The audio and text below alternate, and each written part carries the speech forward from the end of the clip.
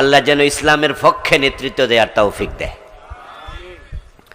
যে দেশের নেতারা ভালো হয়ে যায় সে দেশের মানুষেরা ভালো হয়ে যায়। এই জন্য পাবলিকের চেয়ে নেতাদের ভালো হওয়া বেশি দরকার। বাংলাদেশের দুর্ভাগ্য যে আমরা ৫৪ বছরে ভালো নেতা পাই নাই। না পাওয়ার কারণে এই দেশটা এখনো গরিব, এখনো হাজার হাজার মানুষ ৩ বেলা পেট পুরে খাবার পায় না। অথচ এই দেশটা কিন্তু সোনার বাংলাদেশ। এ দেশের মাটি বড় উর্বর। সৌদি আরবে, দুবাইতে, কাতারে, মিশরে, আরব দেশের অনেকগুলো রাষ্ট্র আল্লাহ আমাকে দেখার সুযোগ দিছে। ওখানে দেখেছি যে একটা গাছ জন্মাইতে অনেক টাকা খরচ হয়। গাছের তলায় পানির লাইন থাকে। সকালে একবার পানি দেয়, বিকেলে আরেকবার পানি দেয়, না হয় গাছ হয় না। আর সোনার বাংলাদেশ, আমাদের মাটি এত ভালো, আম খাই আমের বিচি ফালাই দিলে ৬ মাস পরে দেখা যায় নিজে নিজে গাছ হয়ে গেছে, ঠিক না? কোনো লাউ যদি নষ্ট হয়ে যায়, লাউটা শক্ত হয়ে গেছে, রান্না করে খাওয়া যাবে না, বেচাও যায় না, ফালাই দেয়। কাক ওই লাউ খায়, লাউয়ের দানা খায়, তারপর আবার দানা হজম না হইলে পায়খানা করে, ওটা থেকে নিজে নিজে গাছ হইয়া লাউ ধরা যায়, এমন ঘটনাও। তো এই দেশ কেন ফকির থাকবে, গরিব থাকবে? অভাব শুধু একটা ভালো নেতা, আদর্শ নেতা। আমরা এমন নেতা পাইছি ৫৪ বছরে যারা দেশের টাকা চুরি করে বিদেশ পাঠায়। আশ্চর্য এক দেশ। মালয়েশিয়ার নাম শুনছেন? এখানে মালয়েশিয়া গেছেন এমন আছেন নি? একটু হাত তোলা দেন তো দেখি। এলাকার মানুষ বিদেশ টিদেশ যায়নি, মালয়েশিয়া গেছেন এমন কেউ আছে? ও আল্লাহ রে, বিদেশি কম আপনাদের এলাকায়, প্রবাসী কম। আমি ১০-১২ বছর আগে মালয়েশিয়া গিয়েছিলাম, ৪ দিন সেখানে ছিলাম। মালয়েশিয়া স্বাধীন হয়েছে আমাদের মাত্র ৮-১০ বছর আগে। তাদের দেশে ৫০ তলা বিল্ডিং যে কি পরিমাণ আছে তা গনে কুলাইতে পারবেন না। আর আমাদের তামাম বাংলাদেশে ৫০ তলা বিল্ডিং একটাও নাই। কারণ ওরা পেয়েছিল মাহাতির মোহাম্মদের মতো একজন সৎ নেতা। মাহাতির মোহাম্মদের মতো একজন সৎ ব্যক্তিকে নেতা পেয়েছে। একজন মাহাতির মালয়েশিয়াকে পৃথিবীর সেরা দেশ বানিয়ে দিছে। গত ১৭ বছর যারা ক্ষমতায় ছিল তারা কিন্তু বলতো যে আমরা দেশ স্বাধীন করছি, আমাদের দলই হচ্ছে স্বাধীনতার একমাত্র কাণ্ডারি, বঙ্গবন্ধু স্বাধীনতার মূল নেতৃত্ব দিছে। আসলে আমরা এগুলো অস্বীকার করি না, কিন্তু যারা দেশটা স্বাধীন করলো, দেশের প্রতি ভালোবাসা কি তাদের বেশি থাকার কথা না? ভাইরা, আমার কথার সাথে কি আপনারা দ্বিমত না একমত? যে মা পেটে বাচ্চা নেয়, ওই বাচ্চার প্রতি ভালোবাসা ওই মায়ের কি কম না বেশি? তো যারা দেশ স্বাধীন করছে, দেশের প্রতি ভালোবাসা আমার চেয়ে তাদের। কিন্তু গত ১৫-১৭ বছরে দেশের কত টাকা বিদেশ পাচার হয়েছে হিসাব করতে পারবেন? হাজার হাজার কোটি টাকা। কানাডা একটা এলাকা আছে, এটার নাম বেগমপাড়া। আমি প্রথমে শুনে ভাবছিলাম যে ওই এলাকার নাম মনে হয় বেগমপাড়া। পরে শুনলাম যে না, বাংলাদেশের নেতারা, সরকারি আমলারা, তারা কানাডায় ওখানে বউয়ের নামে বাড়ি কিনে, নিজের নামে কিনলে আবার সরকারও যদি ধরে এত টাকা ফাইলা কই, এই জন্য বউয়ের নামে কিনে না, বেগমের নামে কিনে। সরি, নিজের নামে কিনে না, কার নামে কিনে? বেগমের নামে কিনে। শত শত প্লাট বাংলাদেশি আমলাদের, অফিসারদের, নেতাদের। এই জন্য এলাকার নাম হয়ে গেছে কি? বেগমপাড়া। আশ্চর্য এক দেশ। এই দেশের মানুষের দেশের প্রতি ভালোবাসা এত কম, পৃথিবীর খুব কম দেশে আছে। দুবাইতে আমার আপন বড় ভাই ছিল, দুবাই আমিও গিয়েছি ঘুরতে। আমার আপন বড় ভাই এক প্রসঙ্গে একদিন বলল, যদি ইন্ডিয়ার কোনো ব্যক্তি 2 টাকার ব্লেড কিনে শেভ করার জন্য, তাহলে তারা আগে খোঁজে যে ইন্ডিয়ার কারো দোকান আছে কিনা। যদি ইন্ডিয়ান কোনো দোকানদার 1 মাইল দূরে থাকে, পায়ে হেঁটে অথবা গাড়িতে চড়ে 1 মাইল যাইয়া ওখান থেকে ব্লেড কিনে, কারণ তাদের চিন্তা হলো 1 টাকা 2 টাকার ব্লেড কিনলে যদি 2 পয়সা লাভ হয়, এই টাকাটা আমার ইন্ডিয়া যাবে। আর আমাদের বাংলাদেশে যখন আমরা মাল কিনি যেটা মেড ইন বাংলাদেশ, এটার প্রতি আকর্ষণ আসেনি, যাইয়ে কই বিদেশি জিনিসটা দেন। আজীব আজীব আজীব। এই জন্য নেতার জন্য একটু বেশি দোয়া করলাম আর কি। তো উনি একা নেতা না, মেম্বার নেতা, চেয়ারম্যান নেতা। এখানে আমার সামনে যারা বসে আছে আগামী দিন এমপি হবে এমন যুবক এখানে থাকতে পারে। আজকে শিশু, আগামী দিনের ভবিষ্যৎ। এই জন্য নেতা যদি ভালো হয়, মানুষ ভালো হয়ে যায়। আরবিতে প্রবাদ আছে, আন্নাসু আলা দীনি মুলুকিহিম। নেতার চরিত্রে মানুষ চরিত্রবান হয়। নেতা যেমন, কর্মী হয় তেমন। এর জন্য দেখবেন যে পীর সাহেব ঢোল বাজায়, তার মুরিদে বাজায়নি। কথা বলেন না কেন? সরমনায় পীর সাহেবের মুরিদরা ঢোল বাজায়, কারণ পীর সাহেব তো বাজায় না, মুরিদও বাজাবে না।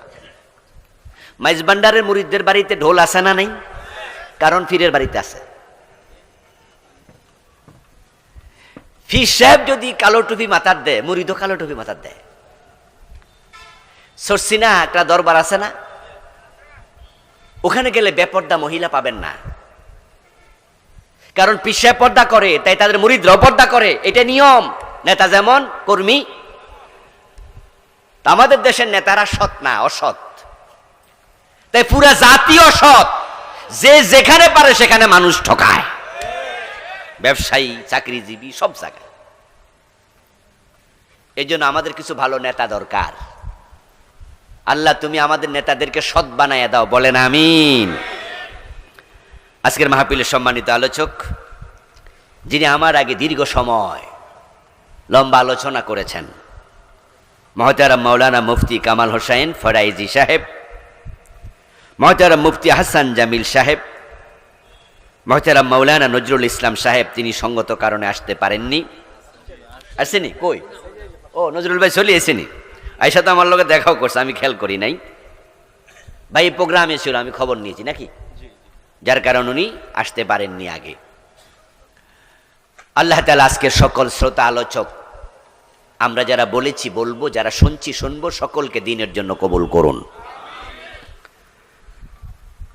উপস্থিত মুহতারাম উলামায়ে কেরাম, ইসলাম প্রিয় তাওহীদি জনতা, পর্দার অন্তরালের সতী সাধবী, সম্মানিতা মা ও বোনেরা, প্রিয় দিনী ভাইরা, আলোচ্য বিষয় দেয়া হয়েছে বান্দার হক।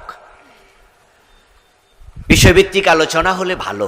4 জন বক্তা 4টা বিষয় বলল, শ্রোতাদের জন্য মনে হয় 4টা ক্লাস হয়ে গেল। আর আপনারা যদি এই আলোচনা থেকে কিছু কিছু নিজের অন্তরে জমা করেন, 100টা মাহফিল শুনলে, মনোযোগ দিয়ে শুনলে, মোটামুটি আপনি একজন ছোট মোটো আলেম হয়ে যাবেন। ক্ষুদ্র ক্ষুদ্র বালিকণা, বিন্দু বিন্দু জল গড়ে তোলে মহাদেশ সাগর অতল। মৌমাছির মৌচাকে 2 কেজি 3 কেজি মধু হয়, 5 কেজি হয়, এমন বড় মৌচাকও আছে। কিন্তু মৌমাছি কি সেখানে একসাথে 100 টাক মধু জমা করতে পারে? এত বড় মুখ তার আছে? সে তো 1 ফোঁটাও জমা করে না। জমা করে যতটুকু, খালি চোখে দেখাও যাবে না। তার মুখ এত ছোট, কিন্তু বারবার জমা করতে করতে করতে করতে 1 মাসে 3 কেজি 4 কেজি হয়ে যায়। আপনারা যারা ইউনিভার্সিটি পড়ার সুযোগ পান নাই, মাদ্রাসা আমাদের মতো দাওরা পাশ করা, কামেল পাশ করার সুযোগ আপনাদের হয় নাই, কিন্তু এই মাহফিলগুলোতে যাবেন, মৌমাছির মতো একটু সংগ্রহ করে নেবেন বাড়িতে। ওয়াজগুলো মনোযোগ দিয়ে শুনবেন। হুজুরের চেহারা কেমন, কণ্ঠ কেমন, এগুলো দরকার নাই। উনজুর মাকিল লা তানজুর ইলা মান কাল, আরবি একটি প্রবাদ। কি বলা হয়েছে সেটা দেখো, কে বলছে সেটা দেখা দরকার নাই। ব্যক্তি কালো না সুন্দর, কণ্ঠ মধুর নাকি মধুর না, এগুলো দরকার নাই। হক কথা বললো কিনা সেটা দেখা দরকার, কোরআন থেকে বললো কিনা, হাদিস থেকে বললো কিনা সেটাই দেখা দরকার, ঠিক নয় কি? তা আমরা আজকেই আপনাদের সম্মুখে ইনশাআল্লাহ কথা বলবো বান্দার হক প্রসঙ্গ। আমরা জানি এই পৃথিবীতে আল্লাহ তাআলা আমাদেরকে নির্দিষ্ট একটি লক্ষ্যে সৃষ্টি করেছেন। যদি কেউ মনে করেন যে আপনাকে আল্লাহ এমনে বানাইছে, তাহলে আপনি হলেন ফার্মের মুরগি, আপনি হচ্ছেন ফার্মের গরু, আপনি মানুষ না। কারণ ফার্মের মুরগির কোনো লক্ষ্য নাই, আল্লাহ এটারে বানাইছে, এটা খাইব, মোড় হইব, কদিন পরে মানুষ খাইয়ে লাইব, কাম শেষ। হাসরের ময়দানে আল্লাহ এটারে তুলবো আর তুলবে না। ফার্মের মাঝে 2.5 মণ 3 মণ 4 মণ ওজনের গরু আসেনি, সারাদিন দেখবেন শুধু খাইতেছে আর ঘুমাইতেছে, খায় পায়খানা করে ঘুম যায়। যখন মোটা তাজা হয় মানুষ জবাই করে খাইয়া লাই, ঝামেলা শেষ। কিন্তু আপনিও খান, আপনিও ঘুমান, আপনিও মোটা তাজা হন, কিন্তু আপনি যদি মরে যান ভাববেন না যে আপনি ওদের মতো শেষ, আপনার নতুন জীবন শুরু। আম হাসিবতুম আন্নামা খালাকনাকুম আবাসাম ওয়া আন্নাকুম ইলাইনা লা তুরজাউন। আল্লাহ তাআলা বলছেন, তোমরা কি ভাবছো তোমাদেরকে আমি এমনে এমনে বানাইছি? তোমরা কি আমার কাছে ফিরে আসতে হবে না? শব্দের ঢং দেখেন। আপনি ভাবছেন আপনারা এমনে এমনে বানাইছে, আর আল্লাহকে তোমাকে আমার কাছে আসতে হবে, এর মানে তোমার ভাবনা ভুল। তোমাকে বানানোর পিছনে আমি আল্লাহর একটা লক্ষ্য উদ্দেশ্য আছে। ওমা খালাকতুল জিন্না ওয়াল ইনসা ইল্লা লিয়াবুদুন। আল্লাহ বলে আমি মানুষ এবং জিন জাতিকে আমার ইবাদতের জন্য বানাইছি। আমার বন্ধু বান্দাকে আল্লাহ বানাইছে তার ইবাদতের জন্য। এখন কোন কোন কাজ ইবাদত, এটাও আল্লাহ রাসূলকে পাঠানোর মাধ্যমে আমাদেরকে শিখিয়েছেন। কোন কোন কাজ ইবাদত, এই ইবাদতটাও আল্লাহ নবী রাসূলদের মাধ্যমে আমাদেরকে শিখিয়েছেন। নবী রাসূলগণ আল্লাহর পক্ষ থেকে আমাদের কাছে মেসেজ পৌঁছিয়েছেন। মেসেজ শব্দের বাংলা অর্থ কি? বার্তা। শিক্ষিত ভাইরা কথা বলতে হবে তো, জানেন তো, চুপ থাকেন না। মেসেজ মানে কি? বার্তা, সংবাদ। আল্লাহর পক্ষ থেকে নবীগণ আমাদেরকে বার্তা দিয়েছেন, সংবাদ দিয়েছেন। এই জন্য যারা বড় বড় নবী তাদেরকে বলা হয় রাসূল। রাসূল শব্দের অর্থ কি? দূত। রাসূল মানে কি? দূত। তারা আল্লাহর পক্ষ থেকে রিপ্রেজেন্টেটিভ, তারা আল্লাহর দূত, আল্লাহর প্রতিনিধি। এখন তাদের কাজ কি? তারা যে দুতিয়ালি করলো, তারা যে দূত, দূতের কাজ কি? রাষ্ট্রদূত, এ শব্দটা কি শুনেছেন? মেসেঞ্জার। আমাদের দেশ থেকে তামাম পৃথিবীর বিভিন্ন দেশে সরকারের কিছু দূত থাকে, প্রতিনিধি থাকে, রিপ্রেজেন্টেটিভ থাকে, রাষ্ট্রদূত থাকে। ওরা এই রাষ্ট্রের পক্ষ থেকে প্রেসিডেন্ট, প্রধানমন্ত্রী, রাষ্ট্রওয়ালা, এমপি, মন্ত্রীরা যে সিদ্ধান্ত নেয়, এই সিদ্ধান্তটা পৃথিবীর অন্য দেশে এই প্রতিনিধির মাধ্যমে তারা পৌঁছায়, তারা কার্যকর করে। তা আমাদেরকে আল্লাহ ইবাদতের জন্য বানাইছে। কোন কাজ ইবাদত, কোন কাজ ইবাদত না, এটা কি আল্লাহ আমাদের সকলের কাছে ওহী নাজিল করবে, না ওহী নাজিলের জন্য বিশেষ লোক আছে? এখানে আমরা যারা আছি আমাদের কাছে কি ওহী আসছে? কিন্তু নবীদের কাছে আসছে কিনা? এই ওহী আসার কারণে তো নবীরা নবী। ওহী মানে সংবাদ, মেসেজ, ওহী মানে বার্তা। এখন নবীদের কাছে মেসেজ এসেছে, এই মেসেজটা নবীগণ আমাদের কাছে পৌঁছিয়েছেন। তো মেসেজ ওহী, এটাকে আরবিতে আরেকটি শব্দ হলো নাবা। কি? নাবা। কোরআন শরীফে 30 পারার প্রথম সূরার নাম কি? সূরা আন-নাবা। নাবা শব্দের অর্থ সংবাদ। তো নবী শব্দটা ঠিক নাবা থেকে এসেছে। নাবা মানে সংবাদ, আর নবী মানে হচ্ছে সাংবাদিক, বার্তাবাহক, মেসেঞ্জার। আল্লাহ যে সংবাদগুলো দিছে, জান্নাত আছে, জাহান্নাম আছে, ফেরেশতা আছে, আখেরাত আছে, আল্লাহর সামনে হাজির হওয়া লাগবে, দাজ্জাল আসবে, এই সংবাদগুলো কোরআনে আসে নাই? ডাইরেক্ট আসে না নবীর মাধ্যমে? এই জন্য নবীকে বলা হয় মেসেঞ্জার। তিনি দূত, তিনি রাসূল, তিনি নবী, তিনি সাংবাদিক।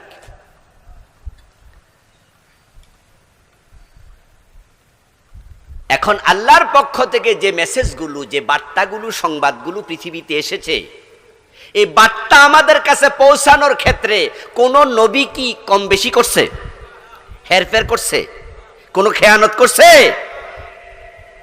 আল্লাহর পাঠানো সংবাদে কোন নবী কোনদিন সামান্য কমান নাই, এবং আল্লাহর পাঠানো সংবাদের মাঝে কোন নবী সামান্য কিছু যোগ করেন নাই, বাড়ান নাই।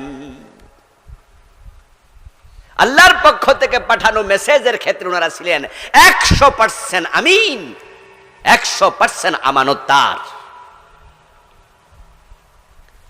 যদি কোন নবী আল্লাহর পক্ষ থেকে পাঠানো মেসেজের সাথে নিজের কিছু মেসেজ তিনি যোগ করে দিতেন, আল্লাহর নামে চালাইয়া দিতেন, আল্লাহ তাআলা প্রিয় নবীজিকে বলছেন, তোমার কণ্ঠ নালি আমি ছিঁড়ে নিয়ে যেতাম যদি তুমি নিজ থেকে বানায়া আমার নামে কিছু চালাইয়া দিতা। ওয়ালাউ তাকাওয়ালা আলাইনা বাদাল আকাবিল লাআখাযনা মিনহু বিল ইয়ামিন সুম্মা লাকাতানা মিনহুল ওয়াতিন। আল্লাহ বলে, হে নবী, যদি আপনি কিছু বানাইয়া আমার নামে চালাইয়া দিতেন, আমি ডান হাত দিয়ে আপনার কণ্ঠ চেপে ধরে ছিঁড়ে নিয়ে যেতাম। তাহলে আল্লাহর পক্ষ থেকে পাঠানো মেসেজ, সংবাদে নবী সামান্য হেরফের করেন নাই। তিনি সংবাদ বাহক ছিলেন, তিনি সাংবাদিক ছিলেন। এই অর্থে নবীকে সংবাদ বাহক, সাংবাদিক বললে কোনো অসুবিধা নেই, এটা আল্লাহই বলেছে। আরবিতে বলে নবী, বাংলায় বলে সংবাদ বাহক, বার্তা বাহক, মেসেঞ্জার। এইটাকেই আমরা বলি সাংবাদিক। যদিও কষ্ট লাগছে আজকের এই দিনে, দেখলাম আমাদের মুফতি আমির হামজা ভাই, উনাকে নিয়ে আজকে ফেসবুক গরম। উনি নবীকে সাংবাদিক বলছে, এটা নাকি অন্যায় হয়ে গেছে। আল্লাহ তো বলছে নবী, তো বাংলা অর্থ তো সাংবাদিক। একসময় আমরা নবীকে নেতা বললে কিছু ভাইয়ের আপস বলতেন, যাই কয় কি নবীরে নেতা কইল, নবীকে নেতা বলা যাবে না। তা আমরা বলতাম ইমাম, ইমাম বলা যাবে? ইমামুল আম্বিয়া, হ্যাঁ তা তো বলা যাবেই। তো ইমাম শব্দের অর্থ কি? তো বাংলা কোনো সমস্যা? উনাকে ইমামুল আম্বিয়া বলা যাবে? যাবে। তো ইমাম শব্দের অর্থ তো নেতা। তখন এবার ও এখনো না বুঝছি। তো মুফতি আমির হামজা ভাইকে নিয়ে আজকে যে সমালোচনাটা হচ্ছে, উনি নবীকে সাংবাদিক বলেছেন, এটা কি অন্যায় হয়ে গেছে, এটা অপ্রয়োজনীয় সমালোচনা। মনে রাখবেন, ভুল যেটা সেটাকে ভুল বলতে হবে, কিন্তু যেটা ভুল না এটাকে জোর করে ভুল বলে কারো গায়ে ছাপা দিলে অপবাদ হয়, এটা তার উপর অভিযোগ হবে মিথ্যা, এটা হয় কবিরা গুনাহ। নবীজি সংবাদ দিয়েছেন আমাদেরকে কোনটা ইবাদত। এখন এই ইবাদত আল্লাহ আমাদের শিখিয়েছেন, ইবাদতের সাথে আমাদেরকে জড়িয়ে দিয়েছেন। আমরা পৃথিবীতে ঠিক নিজের পূজা করার জন্য, নিজের পেট পূজা, নিজের ব্যক্তিত্ব পূজা, শুধু নিজকে নিয়ে ব্যস্ত থাকার জন্য পৃথিবীতে আল্লাহ আমাদের পাঠান নাই। আমাদেরকে কেন পাঠালেন? এক আয়াতে বললেন ইবাদতের জন্য, মা খালাকতুল জিন্না ওয়াল ইনসা ইল্লা লিয়াবুদুন। এখানে বলছেন ইবাদতের জন্য বানাইছি। আর এক আয়াতে বলছেন কুনতুম খায়রা উম্মাতিন উখরিজাত লিন্নাস, তোমরা সৃষ্টির মাঝে সবার সেরা, তোমাদেরকে মানুষের কল্যাণের জন্য বানাইছি। উখরিজাত লিন্নাস, মানবতার কল্যাণের জন্য তোমাদেরকে বানানো হয়েছে, তোমাদেরকে সৃষ্টি করা হয়েছে। তাহলে ইবাদতের জন্য বানাইছে এক আয়াতে বলল। মানুষের কল্যাণের জন্য বানাইছে। আর এক আয়াতে বলল একই আল্লাহ দুই রকম বলছে, তাহলে বুঝতে হবে দুইটার সাথে সম্পর্ক আছে, একটার সাথে আরেকটা রিলেটেড। নামাজ পড়া যেমন ইবাদত, মানুষের কল্যাণ করাটাও ইবাদত। যদি কোনো মানুষ ব্যক্তি পূজারী হয়, নিজেরটা ছাড়া কিচ্ছু বোঝে না, আমরা তাকে বলি স্বার্থপর। ভাই এই ফ্যান কামাবো না, একটু আগে টাকা দিন, তাহলে একটু আগে দেন। আর না আর ভালো আর একটা ফ্যান লাগবে, গরমকাল তো। ওই মাহফিল কমিটি ভাই একটা আরেকটা ভালো ফ্যান। কোন ব্যক্তি যদি শুধু নিজেরটা ছাড়া কারো কিছু বোঝে না, তাকে আমরা বলি স্বার্থপর, সেলফিশ। আমার প্রিয় ভাইয়ের একটু জবাব দেন তো, আপনাকে যদি কেউ স্বার্থপর বলে আপনার কি ভালো লাগে না খারাপ লাগে? তাহলে বোঝা গেল শুধু নিজকে নিয়ে ব্যস্ত থাকা ভালো কাজ না। বাংলার কোনো একজন কবি লিখেছিলেন, আপনারে লই বিব্রত থাকিতে আসিনি কেহ অবনি পরে, সকলের তরে সকলে আমরা, প্রত্যেকে আমরা পরের তরে। আল্লাহ বানাইছে, এই জন্য আপনি আল্লাহকে ইবাদত করতে হবে, আল্লাহকে সেজদা করতে হবে, আল্লাহর কথা মানতে হবে।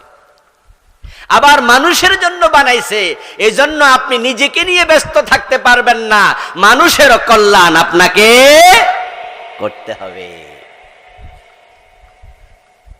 এই জন্য হক সমূহ দুই ভাগে বিভক্ত, আমাদের দায়িত্ব দুই ভাগে বিভক্ত।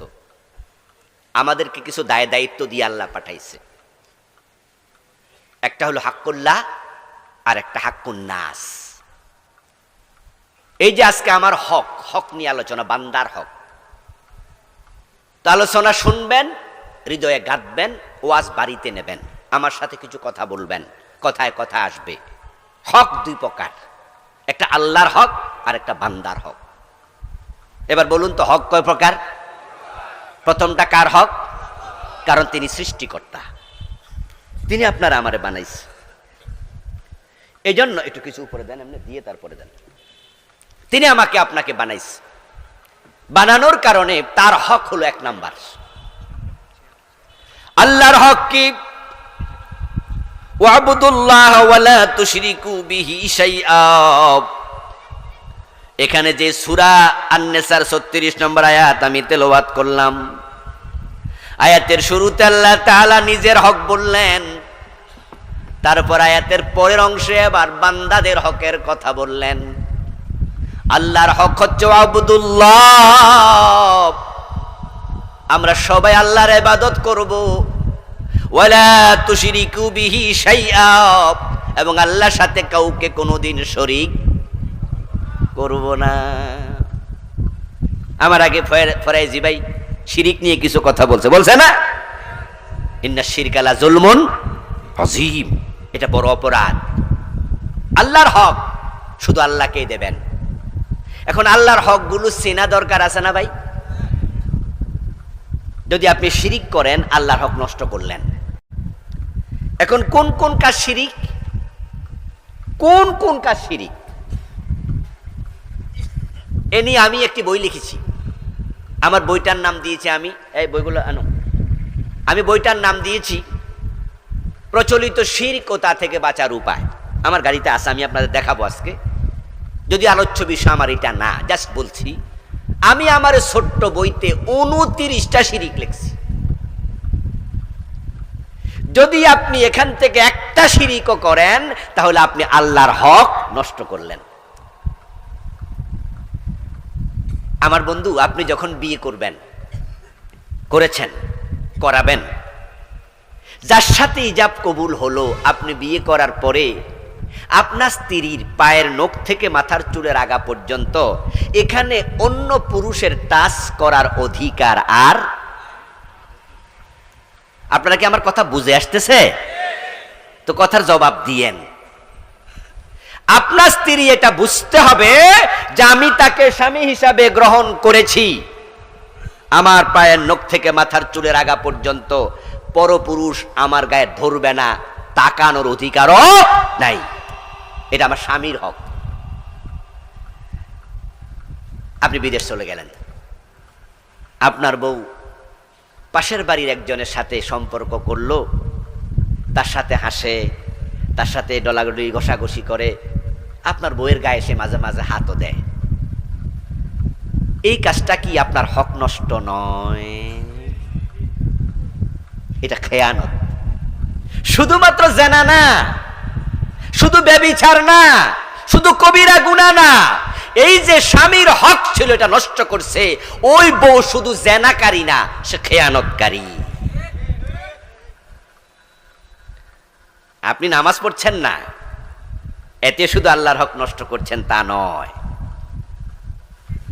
এটা তো আল্লাহর হক নষ্ট তো হচ্ছেই। যদি আপনি আল্লাহর ব্যক্তিগত যে সমস্ত সিফাত আছে, গুণাবলী আছে, ওইগুলাতে অন্য কাউকে জড়িত করেন, তাহলে আপনি শিরক করে বড় খেয়ানত করলেন, আল্লাহর হক নষ্ট করলেন। এজন্য আল্লাহ শিরকের গুনাহ ক্ষমা করেন না। 29টা লিখেছি আমি আমার বইতে, যাওয়ার সময় নিয়ে যাবেন, গাড়িতে আছে আমার লেখা মোটা 8টি বই, আলহামদুলিল্লাহ। তো আমরা আল্লাহর হক নিয়ে আজকে কথা বললাম না, এটা অন্য কোনো দিন। এবার পরের অংশ, বান্দার হক।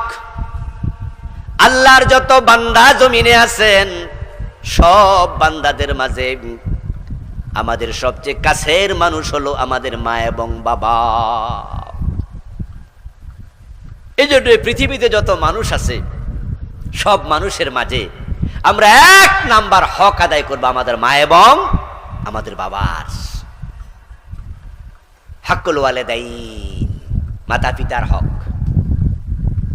কোরআন মাজিদ আল্লাহ তাআলা এর জন্যই তার ইবাদতের প্রসঙ্গে কথা বলার পরে মা বাবার কথা অনেক জায়গায় বলেছেন, ওয়াকাদা রাব্বুকা আল্লা তা'বুদু ইল্লা ইয়াহু ওয়া বিল ওয়ালিদাইনি ইহসানা। আল্লাহর ইবাদত করো, মা বাবার প্রতি ইহসান করো। ওয়াবুদুল্লাহ ওয়া লা তুশরিকু বিহি শাইআ ওয়া বিল ওয়ালিদাইনি ইহসানা। এই আয়াতের মাঝে বলছে আল্লাহর ইবাদত করো, শিরিক করিও না, এবং মা বাবার সাথে ইহসান করো, তাদের হক আদায় করো। আরেক আয়াত আল্লাহ তাআলা বলেছেন, আনিশকুরলি ওয়া লিওয়ালিদাইক। ও দুনিয়ার মানুষ, আমি আল্লাহ বানাইছি এজন্য আমার প্রতি কৃতজ্ঞ হও। এবং যে মা তোমারে 9 মাস 10 দিন পেটে রাখছে, জীবনের ঝুঁকি নিয়ে প্রসব করছে, তোমাকে 2 বছর পর্যন্ত বুকের দুধ খাইয়েছে, তোমার প্রস্রাব পায়খানা 2-3 বছর ডান হাত বাম হাত 2 হাত দিয়ে একসাথে মুছছে, যেই বাবা নিজের ঘাম পানি করে তোমার জন্য খরচ করেছে,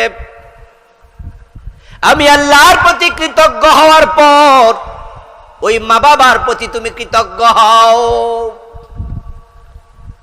এই জন্য দুনিয়া আমরা যাদের হক আদায় করব, আমাদের উপরে সবচেয়ে বেশি হক যার, তারা হচ্ছেন আমাদের মা এবং বাবা। এত বেশি হক দুনিয়ার কোনো মানুষের আমাদের প্রতি আর নাই। মায়ের হক, একজন সন্তান যদি গায়ের চামড়া ছিঁড়ে খুলে জুতা বানাইয়া দেয়, মায়ের হক আদায় হবে না। হাদিস আছে আব্দুল্লাহ ইবনে ওমর রাদিয়াল্লাহু তাআলা আনহু মক্কায় গেলেন, কাবা তাওয়াফ করছেন।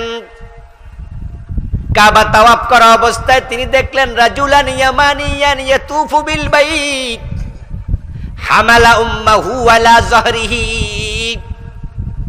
ইবনে ওমর খেয়াল করলেন একজন ব্যক্তি ইয়ামানের বাসিন্দা, সে তার মাকে কান্দে নিয়া আল্লাহর ঘর কাবা তাওয়াফ করতেছে। ইবনে ওমর তার দিকে একটু ভালো করে তাকাইলেন, জানি একটা মহিলা কাঁধে, একটা পুরুষ তার একজন মহিলাকে কাঁধে নিয়ে তাওয়াফ করছে। ওই লোকেরও চোখ গেল আব্দুল্লাহ ইবনে ওমরের দিকে, বাড়ি হলো ইয়ামান। আব্দুল্লাহ ইবনে ওমরকে চিনতেন অথবা তিনি কারো মাধ্যমে পরিচয় জানছেন, যেই লোকটারে সবাই সম্মান করছে, উনি আমার দিকে একবারে ভালো করে তাকাচ্ছে। কে উনি? বলে রাসূলের সাহাবী ওমরের ছেলে আব্দুল্লাহ। তাওয়াফ শেষ, দুইজনে তাওয়াফ শেষ করে আবার একসাথে হলেন। ওই ইয়ামানের বাসিন্দা আব্দুল্লাহ ইবনে ওমর রাদিয়াল্লাহু তাআলা আনহুকে বলছেন, ও নবীর সাহাবী, আমার মা বড় বুড়ো মানুষ, ওটের পিঠে বসে থাকার মতো সামর্থ্য তার নাই, কিন্তু তার বড় শখ, তিনি হজ করবেন। এখন ওটের পিঠে করে আনতে পারবো না, তাই ইয়ামান থেকে মাকে আমি কান্দে করে মক্কায় এসেছি। মাকে কাঁধে নিয়ে আমি আরাফায় গেছি, মিনায় গেছি, মুজদালিফায় গেছি, হজের কাজ শেষ। আপনি দেখলেন তো আমার মাকে নিয়ে আমি কাবা তাওয়াফ করছি। আর আইতা আজাযাইতুহা ক্বালা লা ওয়ালা বিজাফরাতিন ওয়াহিদা। ওই ব্যক্তি প্রশ্ন করছে, আমার মায়ের যে হক ছিল, আমি কি সে হক আদায় করতে পেরেছি? আব্দুল্লাহ ইবনে ওমর জবাব দেন, অসম্ভব। তোমার জন্মের সময় তোমার মা যে একটি বড় নিঃশ্বাস ফেলেছিল, জন্মের সময় যে কাতরাইছে, চিৎকার দিছিল, এখনো একটা বড় নিঃশ্বাসের হক আদায় হয় নাই।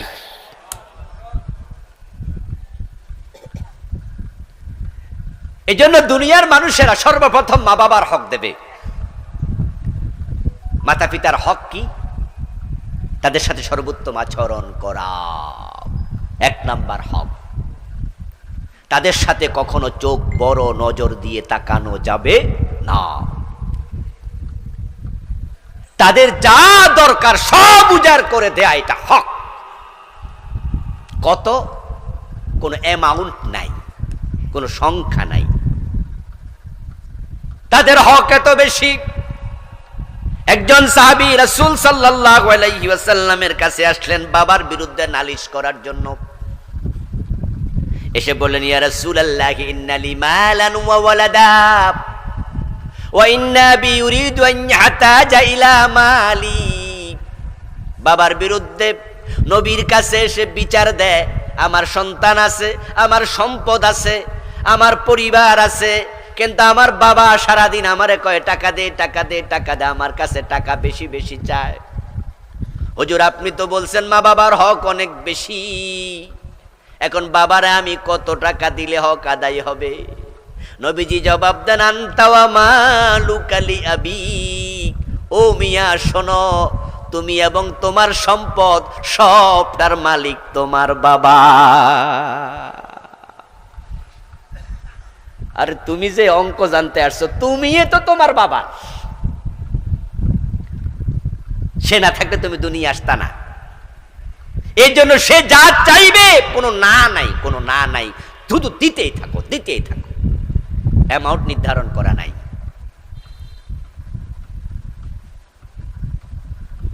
রাসূলুল্লাহ সাল্লাল্লাহু আলাইহি ওয়াসাল্লাম মা বাবার হককে এতটাই প্রাধান্য দিয়েছেন। একজন তো এসে প্রশ্ন করল, ইয়া রাসূলুল্লাহ, মা হাক্কুল ওয়ালিদাইনি আলা ওয়ালাদিহিমা, সন্তানের উপরে মা বাবার কি কি হক আছে? আমার রাসূল 1 2 3 4 5 বলে হক বর্ণনা করেন নাই, এক কথায় জবাব দিছেন, হুমা জান্নাতুকা ওয়া নারুক, তারাই তোমার জান্নাত, তারাই তোমার জাহান্নাম। তারা খুশি, আল্লাহ খুশি, তারা বেজার, আল্লাহ বেজার। এজন্য মা বাবার হক 1 নম্বরে থাকবে। যেই সন্তানের উপরে মা বাবা খুশি হয়ে যায়, আসমানের মালিক তার উপর খুশি হয়ে যায়। সুবহানাল্লাহ পড়ে। তাদের যত্ন নিন, তাদের হক আদায় করুন, এটা 1 নাম্বার। তাদের বদদোয়ার কারণ হবেন না কোনোদিন। ওয়ালা তাকুল লাহুমা উফ, বিরক্ত হয়ে কখনো উফ বলবেন না, অথবা তারা আপনার কোনো আচরণে যেন উফ না বলে। আপনার মা যেন কোনোদিন আপনার দিকে তাকায়া বিরক্ত না হয়, বেজার না হয়, বরং আপনার দিকে তাকায় আপনার মা যেন প্রশান্তি পায়। আলহামদুলিল্লাহ, আল্লাহ আমার কলিজার টুকরা একটা ছেলে দিয়েছে।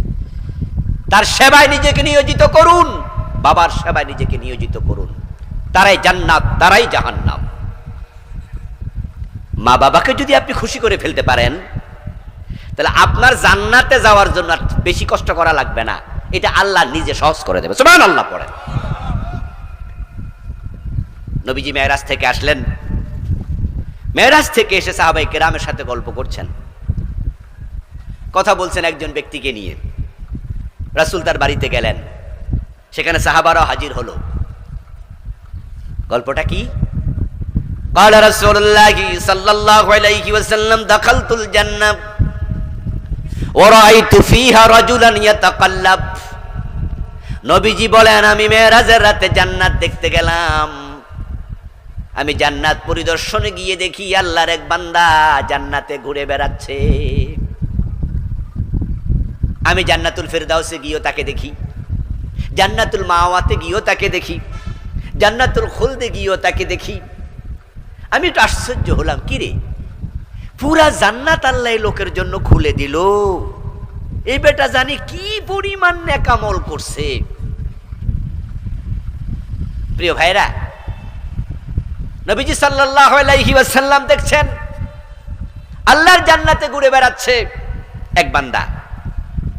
আর একটু সামনে গেলেন, গিয়ে দেখেন জান্নাতের মাঝে বসে বসে আল্লাহর আরেক বান্দা কোরআন তেলাওয়াত করছে। সুবহানাল্লাহ পড়বেন না ভাইরা? সুবহানাল্লাহ বললে লাভ আছে কিনা বলবেন। নবীজি বলেন, আল্লাহর জান্নাতে কোরআন পড়ছে। আমার কানে কোরআনের আওয়াজ আসাতে আমি একটু দাঁড়ালাম। ভাবলাম যদি সেই ইহুদি হতো তাওরাত পড়তো, নবী মুসার উম্মত তাওরাত পড়তো, ঈসা নবীর উম্মত যদি হতো খ্রিস্টান তাহলে ইনজিল পড়তো। কিন্তু সে কোরআন পড়ছে, এতে বোঝা যায় সে আমার উম্মত। সুবহানাল্লাহ। আমি জিবরিল আমিনকে জিজ্ঞাসা করলাম এর ব্যাপারেও। একজন হাঁটতেছে পুরা জান্নাত খোলা, তার ব্যাপারেও জিজ্ঞাসা করলাম, আর এর ব্যাপারেও জিজ্ঞাসা করলাম। জিবরিল আমিন আমাকে জবাব দেয়। প্রথম জনের ব্যাপারে জিজ্ঞাসা করলাম যে এমন কি আমল করছে পুরা জান্নাত আল্লাহ খুলে দিল। জিবরিল আমিন জবাব দেয়, ইয়া রাসূলুল্লাহ, দাখালাল জান্নাতা ফি শাজারাতিন কাতাআহা আন যাহরিত তারিকি তুযিন নাসা। ও রাসূল, আপনি ভাবছেন এই লোক মনে অনেক আমল কইরা তারপরে জান্নাত পাইছে। আসলে না, তার অল্প আমলে আল্লাহ খুশি হয়েছে। সেটা হচ্ছে লোকজনের চলাচলের পথে একটা গাছ ছিল, অপরিচিত পথিক রাতের বেলায় এসে গাছে ধাক্কা খেত, কষ্ট পাইত, হোঁচট খেত। এই লোকটা ভাবলো যে এই গাছটার কারণে মানুষ কষ্ট পায়, এই গাছটা কেটে রাস্তাটা একটু ক্লিয়ার করে দেই। সে মানুষের চলাচলের জন্য রাস্তা কেটে ক্লিয়ার করেছে। আল্লাহ খুশি হইয়া পুরা জান্নাত তার জন্য ক্লিয়ার করে দিস। মানুষের উপকার, হাক্কুল ইবাদ, মানুষের উপকার। আর এই মিয়া কোরআন শরীফ পড়তেছে। নবীজি বলছেন, মান হুয়া, কি তার পরিচয়? তখন জিবরিল আমিন বলে, ইয়া রাসূলুল্লাহ, আপনি কি তাকে চেনেন নাই? হুয়া হারেসা ইবনে নুমান, এটা আপনার সাহাবী হারেসা। জান্নাতে কোরআন পড়তেছে হলো আপনার সাহাবী হারেসা ইবনে নুমান। অথচ নবীজি জানেন যে হারেসা এখনো মরে নাই, হারেসা দুনিয়ায়, সে জান্নাতে কোরআন পড়ছে। নবীজি ফিরে আসলেন, ওই সাহাবীকে ডাকলেন অথবা তার বাড়িতে গেলেন, তাকে জিজ্ঞাসা করলেন, হারেসা, আমি তোমাকে জান্নাতে কোরআন পড়তে দেখে এসেছি, তোমাকে বলতে হবে তুমি কি নেক আমল করো যে তুমি দুনিয়ায় থাকতে আল্লাহ জান্নাত দিয়ে দিছে। হারেসা, বলো কি আজকে কাজ করো। হারেসা ইবনে নুমান রাদিয়াল্লাহু তাআলা আনহু ওমরের খেলাফত কালে ইন্তেকাল করছে, লম্বা হায়াত পেয়েছিলেন। হারেসা ইবনে নুমান বলেন, ইয়া রাসূলুল্লাহ, অন্যান্য সাহাবারা যে আমল করে আমি সে আমলই করি, আপনি যা শিখাইছেন সেটাই তো করি। তবে একটা আমল আমার একটু বেশি আছে যেটা সকলের নাই। সেটা হলো আমার একজন বৃদ্ধা মা আছে, যেই মা এত বুড়া নিজ হাতে খাইতে পারে না। আমি হারেসা, আমি তাকে নিজ হাতে খাওয়াইয়া দেই। আমার মা বেশি বুড়া তো গোসল করতে পারে না নিজে নিজে, আমি গোসলটা করাই দিই। নবীজি কথা বলছেন। অন্য সাহাবারা এসে বীর জমাইছে, এলাকার লোকেরা সাক্ষী দিচ্ছে, ইয়া রাসূলুল্লাহ, সে যা বলছে ঠিক, ইউতইমুহা বিয়াদিহি ওয়া ইয়াগসিলুহা বিয়াদিহি ওয়া ইয়াফলি রাসাহা বিয়াদিহি। হুজুর, সে মায়ের মাথার চুলগুলোও আশ্রয়া দেয়, আমরা খবর জানি তো। এ বাড়ির মহিলা ওই বাড়িতে একটু যায় না, গ্রামে গঞ্জে হাঁটতে যায়নি? কিশোরগঞ্জের ভাইয়েরা কথা কয় না কেন? আপনাদের এলাকা যায়নি?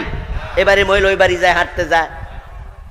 ওই সাহাবারা বলে, আমরা তো আমাদের বউদের মাধ্যমে, মায়েদের মাধ্যমে খবর শুনছি, সে মারে শুধু খাওয়ায় না, মারে গোসলও করায়, মায়ের চিরুনি মাথা সুন্দর করে চুল আশ্রয়া দেয়। সে মায়ের এত খেদমত করে, ইয়া রাসূলুল্লাহ। রাসূল তখন বলেন, কাযালিকুমুল বিররু, কাযালিকুমুল বিররু, কাযালিকুমুল বিররু। এটাই বিররুল ওয়ালিদাইন। ঠিক বলেছো হারেসা, মায়ের দোয়ার কারণে দুনিয়ায় থাকতে আল্লাহ তোমাকে জান্নাত দিয়ে দিয়েছে। আমরা সবাই জান্নাতে যেতে চাই, চুপ থাকা যাবে না, কথা বলেন, যেতে চান? তাহলে মা বাবার খেদমতের দরকার আসেনি? তাদের হক এক নাম্বার 1 তাদের হক। যাদের মা বাবা নাই তারা কি করবেন? আমারও বাবা নাই, তবে আলহামদুলিল্লাহ যতদিন জীবিত ছিলেন হক আদায় করার চেষ্টা করেছি। দোয়া নেওয়ার জন্য পাগল পাড়া ছিলাম।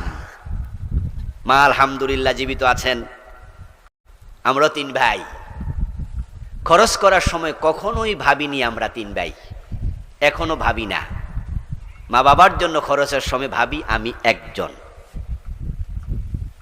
ওই 2 ভাই যদি দেয় আলহামদুলিল্লাহ, যদি না দেয় তা কোনোদিন ভাবি নাই।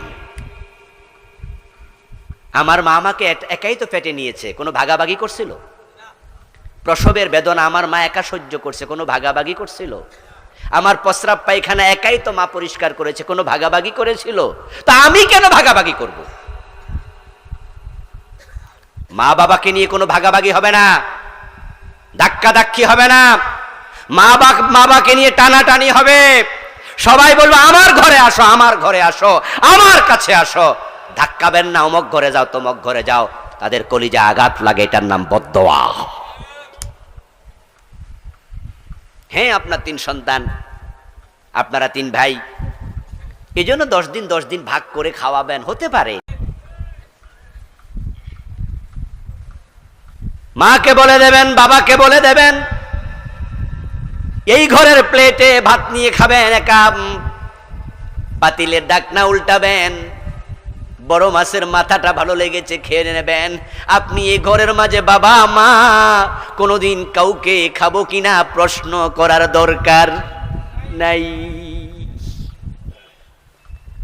আরে ঘর আপনার, বাড়ি আপনার, আমি তো আপনার। উজাড় করে দিন। তাদের হকের ব্যাপারে সচেতন থাকবেন, সতর্ক থাকবেন। নিজে কম খাবেন, তাদেরকে বেশি খাওয়াবেন। আর আল্লাহ যাদের উপর মা বাবাকে সন্তুষ্ট করে দেয়, যাদের উপর মা বাবা খুশি হয়ে যায়, আল্লাহর জান্নাতের দরজা তার জন্য আল্লাহ দুনিয়া থাকতে খুলে রেখে দেন। দ্বিতীয় হক হচ্ছে বান্দার স্ত্রীর হক, বউয়ের হক। আমরা আল্লাহকে সাক্ষী রেখে যেই মেয়েটাকে ইজাব কবুলের মাধ্যমে ঘরে তুলে আনলাম, সে আমার স্ত্রী। এবার বলুন তো, স্বামীর উপরে স্ত্রীর হক আছে না নাই? আবার যে মেয়েটা আপনাকে স্বামী হিসাবে বরণ করে নিল, ওই নারীর উপরে স্বামীর হক আছে না নাই? কত মানুষ কিয়ামতের দিন শুধু পরের হকের কারণে ধরা খাবে, তার হিসাব নাই। আল্লাহ তো অনেক বড়, আল্লাহ তো মহান। আল্লাহ যে কত বড় এটা অনুমান করার ক্ষমতাও আমাদের মা কাদারুল্লাহ হাক্কা কাদরি। তোমরা আল্লাহকে অনুমানও করতে পারবা না। এজন্য হাসরের দিন না, আল্লাহ আমাদের এই নামাজ কিছু ত্রুটি হয়েছে, রোজা কিছু ভুল হয়েছে, এগুলোর কারণে আল্লাহ আমাদেরকে ধরবেনই না। যদি আল্লাহ ধরে তাহলে নামাজ কিন্তু 1 রাকাতও কবুল হবো না। আমি অপরাধী, আপনাদেরটা আমি খুব বেশি জানি না। আমি মাঝে মাঝে চেয়েছি আজকে এমন 2 রাকাত নামাজ পড়বো যে 2 রাকাতে মন নামাজ থেকে একবারও বাইরে যেতে পারবে না। আল্লাহু আকবার বলে শুরু করছি, 1 মিনিট 1.5 মিনিট পরে দিয়ে মন চলে গেছে। 2 রাকাত নামাজ কায় মনোবাক্যে, আল্লাহ ছাড়া দুনিয়ার কিচ্ছু মনে ঢোকে নাই। আমি আজ পর্যন্ত পড়তে পারি নাই। মন চলে যায় আবার ধরে আনি, মন চলে যায় আবার ধরে আনি। আচ্ছা, আল্লাহ যদি কয় যে বেটা আমার সামনে খাড়াইয়া মন কেন বাজারে ফাটাস, তোর নামাজ বাদ, তাহলে কয় রাকাত কবুল হয়েছে এই পর্যন্ত? উপায় নাই। আল্লাহ মহান, তিনি বান্দাদেরকে ছেড়ে দেবেন, তার হকের জন্য ধরবে না। কিন্তু মানুষের হক নষ্ট করলে আল্লাহ ছাড়বেন না। শিরিকটা করবেন না কোনোদিন। এটা না করে যদি মরে যান, এক দুইটা হাদিস এমন পাওয়া যায় যে হাদিসের কারণে মনে না আশ্বাস, মনে বড় ভালোবাসা জাগে, মনে বড় আস্থা জাগে, আল্লাহ মনে ছাইড়ে দিবে। ক্বালা রাসূলুল্লাহ সাল্লাল্লাহু আলাইহি ওয়াসাল্লাম ক্বালা তাআলা ইয়া বানি আদম ইন্নাকা লাওয়াতাইতানি বিকুরাবিল আরদি খাতায়া ওয়ালা তুশরিকু বিশাইআ লাআতাইতুকা বিকুরাবিহাল মাগফিরা। হাদিসে কুদসি নবীজি বলেন, আল্লাহ তাআলা বলতেছে, ও বনি আদম, তামাম দুনিয়া যে পরিমাণ পাহাড় আছে, মাটি আছে, তোমার আমল নামায় যদি ওই পরিমাণ গুনাহ থাকে, আর ওই পরিমাণ গুনাহ নিয়ে তুমি মরে যাও, আমার কাছে আসো, আমি তাকায়া দেখবো আমল নামায় শিরিক আছে কিনা। যদি দেখি আমল নামায় কোনো শিরিক নাই, তাহলে আমি আল্লাহ ওয়াদা দিচ্ছি ওই পরিমাণ ক্ষমা নিয়ে আমি তোমার সামনে যাব। আল ঈমানু বাইনাল খাউফি ওয়ার রাজা। ঈমান হচ্ছে আশা এবং ভয় দুটার মাঝখানে। আবার শুধুমাত্র একটা কবিরা গুনাহ আমল নামায় থাকলে সেজন্য জাহান্নামে ফেলে দিতে পারেন, এমন হাদিসও আছে। আল্লাহর মুআমালা কার সাথে কিভাবে হয় বুঝাই কঠিন। রাস্তা দিয়ে হেঁটে যাচ্ছে মরুদ্যানে, মরুভূমির মাঝখান দিয়া মরুদ্যান, সেখানে একটা ছোট্ট কূপ আছে। কূপের পাড়ে একটা কুকুর পিপাসায় কাতর হয়ে জিহ্বা বের করে হাঁপাচ্ছে। হেঁটে যাচ্ছেন একজন চরিত্রহীন নারী পতিতা। ওই চরিত্রহীন নারী পতিতা কুত্তাকে হাঁপাতে দেখে কুকুরের প্রতি তার মনে ভালোবাসা জাগলো। তার পায়ে ছিল চামড়ার মোজা, ওটা খুললো, ওড়না দিয়া পেঁচাইয়া বেঁধে কূপে ফেললো। তারপর একটু পানি উঠছে, কুকুরকে খাওয়াইলো। কুকুরটা পিপাসা থেকে নিষ্কৃতি পেল। আরশের মালিক তাকাইয়া দেখে, আচ্ছা কুত্তার মালিক তো এই মহিলা না, এটা ওর পালিত কুকুর না, চিনেও না কার কুত্তা। কিন্তু কুকুরকে বানাইছে কে? স্রষ্টাকে। বলেন না, কথা বলেন না ভাইয়ারা, স্রষ্টাকে। আল খালকু কুল্লুহুম ইয়ালুল্লাহ, তামাম মাখলুকাত আল্লাহর পরিবারের সদস্য। কুকুরটাও তো আল্লাহই বানাইছে। তা আমার সৃষ্টি কুত্তার প্রতি যদি এই মহিলার এত মায়া জাগে, এত রহমত, এত ভালোবাসা থাকে, আমি আল্লাহর কাছে তো ভালোবাসার অভাব নাই, রহমতের অভাব নাই, তাহলে মহিলাকে আমি কেন পারবো না ক্ষমা করতে? নবীজি বলেন, ওই সামান্য আমলে খুশি হইয়া আল্লাহ তার জীবনের সব গুনাহ মাফ করে দিয়েছে।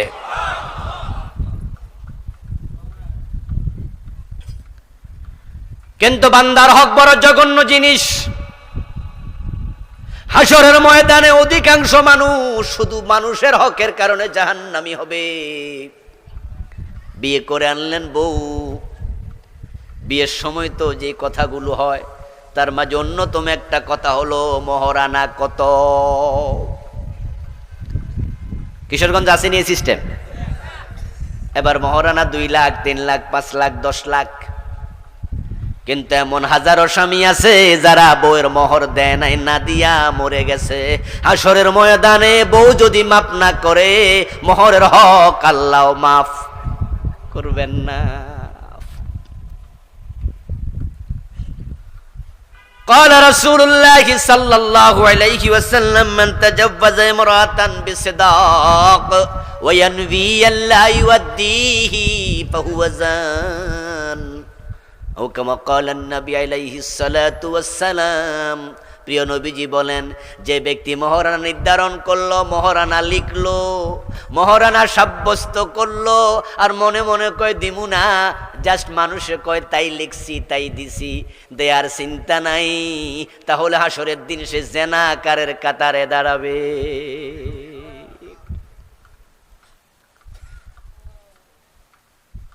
এখনো বউয়ের হক দেন নাই, মোহর দেন নাই, এমন স্বামী আজকের মাহফিলে 2-4 জন আসেনি? কয় না কইলেন নিজের গায়ে ফরে। এমন স্বামী এখানে আছে 2-4 জন। যে স্বামী স্ত্রীর মোহর দেয় নাই সে স্বামী না, সে আসামি। স্বামী না আসামি? বুড়ো হয়ে গেছে, এক পা কবরে চলে গেছে, এখনো মোহর দেয় নাই। সালাক মানুষ কইয়া যায় যে আমি মইরা গেলে তোমার ওই 3 শতক জমি ওইটা তুমি নিও। আরে ভাই, মইরা গেলে জমির মালিক আপনি থাকেননি তো, কার টাকাটা নিল? স্ত্রীর হক আদায় করুন। স্বামী এবং স্ত্রীর সম্পর্ক এটা আল্লাহর জান্নাত থেকে শুরু হয়েছে। পৃথিবীর প্রথম সম্পর্কর নাম হচ্ছে বিবাহ। আদম এবং হাওয়া আলাইহিমাস সালাম তাদের বিবাহ পড়িয়েছেন স্বয়ং আল্লাহ। পৃথিবীর প্রথম সম্পর্ক বিবাহ। প্রথম সম্পর্ক মা বাবা না। আদমের কোনো মা ছিল না, পরেরটা আপনারা কন্যা, বাবা ছিল না। হাওয়া আলাইহিস সালামের কোনো মা ছিল না, কোনো বাবা ছিল না। পৃথিবীর প্রথম সম্পর্ক মা বাবার সাথে নয়, প্রথম সম্পর্ক হচ্ছে আদম হাওয়ার সম্পর্ক। আদম হলো স্বামী, মা হাওয়া হলেন স্ত্রী। আল্লাহ নিজে জান্নাতে বিবাহ পড়াইয়া আল্লাহ বলছি, ইয়া আদম উসকুন আনতা ওয়া যাওজুকাল জান্নাহ। ও আদম, তোমার স্ত্রীকে নিয়ে জান্নাতে থাকো। এখন স্বামী এবং স্ত্রীর হক খুবই গুরুত্বপূর্ণ। এখন স্বামীর কি কি হক আছে, স্ত্রীর কি কি হক আছে? হকের উপর আমার আলাদা লেখা এটা বই, এটা আমার লেখা আলহামদুলিল্লাহ। এটার মাঝে আমি সন্তানের হক, মা বাবার হক, স্বামীর হক, স্ত্রীর হক, প্রতিবেশীর হক, মানে হক নিয়ে যত দিক আছে এই বইটা মোটামুটি 342 পৃষ্ঠা, বড় বই। আমি সব হক এটা টানছি আলহামদুলিল্লাহ। এই বইটা আপনি প্রথম থেকে শেষ পর্যন্ত পড়বেন, তাহলে আপনার উপরে মাখলুকাতের কার কি হক আছে আশা করি আপনি বুঝবেন।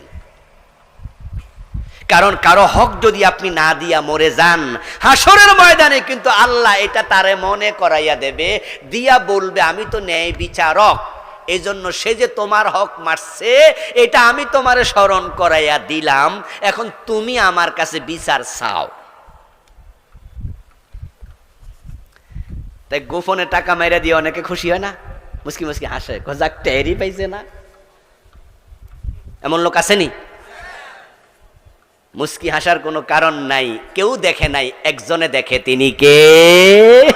হ্যাঁ, 2 নাম্বারই করছেন তো, হে টেরই পায় নাই। এবং আমরা অনেক 2 নাম্বারই আসলে টেরও পাই না। আচ্ছা, লবণের গায়ে লেখা থাকে, লবণের প্যাকেটে 1 কেজি লেখা থাকেনি ভাই? কথা না কইলে মজা লাগে না, লেখা থাকেনি? আচ্ছা, কেজি বাড়িতে আনছা কয়জনে মাপছেন? আচ্ছা, আমরা মাপছি কোনোদিন? এখন বেটা যদি 900 গ্রাম দিয়ে 1 কেজি লেখে, আমরা কেউ টেরই পাইলাম না উনি আমার 100 গ্রাম ঠকাইছে। 1 কেজি লেখা আছে, 900 গ্রাম দিছে, 950 গ্রাম দিছে। এখন আমি তো ঠকে গেলাম, কিন্তু হাসরের দিন আল্লাহ আমারে মনে করাই দেবে যে লবণওয়ালার কাছে তুই এতটুকু ফানা আসত, আমার কাছে ক। আমার বাড়ি কুমিল্লার 14 গ্রাম।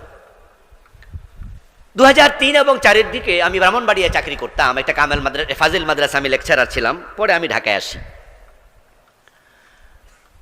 তো একদিন বাড়িতে যাচ্ছি, আমি মিয়াবাজার একটা এলাকা আছে, একটা বাজার আছে বড়, ওখানে নেমে আমি গোস্ত কিনলাম।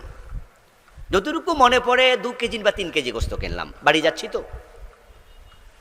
তো গোস্তওয়ালারে আমি টাকা দেওয়ার সময় আমি বলতেছি, ভাই